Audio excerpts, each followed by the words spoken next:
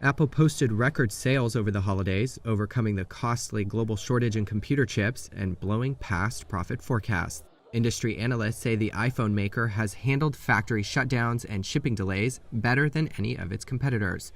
And it was the top-selling vendor in China for the first time in 6 years, according to market research. The company used its buying power to squeeze vendors for supplies. Apple executives said chip shortages mostly affected its older products, particularly the iPad. Apple's growth in subscriber products like music, TV, and fitness is also helping to soften the blow of low supply of devices. The company said it's garnered nearly 800 million subscribers across its at least 7 offerings, which has soothed investors concerned about rivals such as Netflix.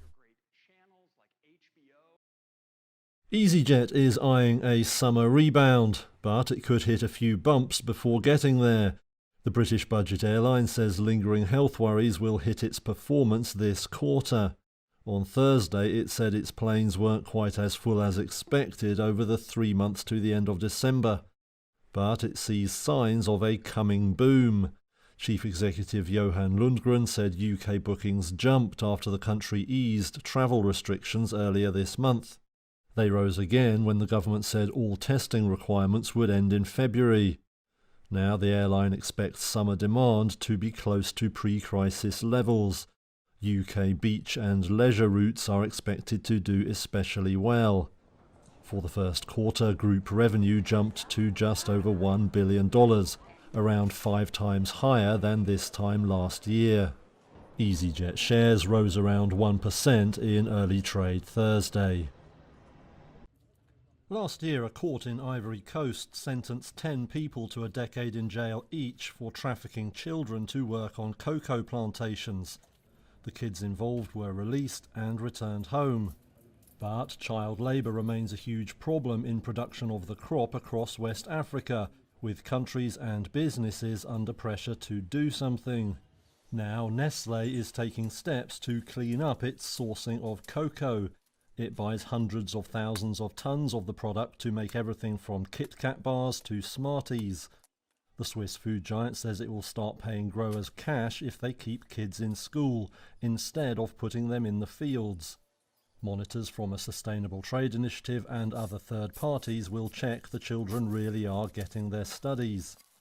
Farmers will be able to get payments of up to $543 per year, or as much as a quarter of the average grower's annual income. The scheme will be extended to all of Nestle's 160,000 cocoa farmers by 2030. It's part of a push to make sure all its cocoa is fully traceable within a few years.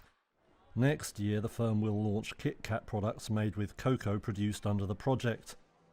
Nestle says they might be more expensive than the regular bars, but it thinks consumers will be ready to pay for a more ethical chocolate. Not even strong economic data, the best in decades, could lift investors' spirits. Stocks on Wall Street fell in another volatile session Thursday.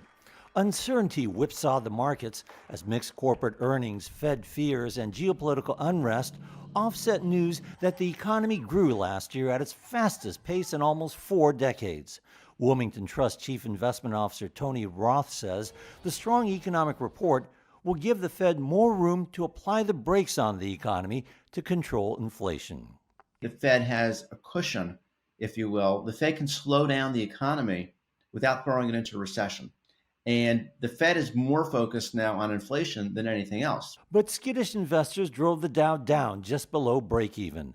The S&P 500 narrowly avoided confirmation of a correction, shedding 0.5%.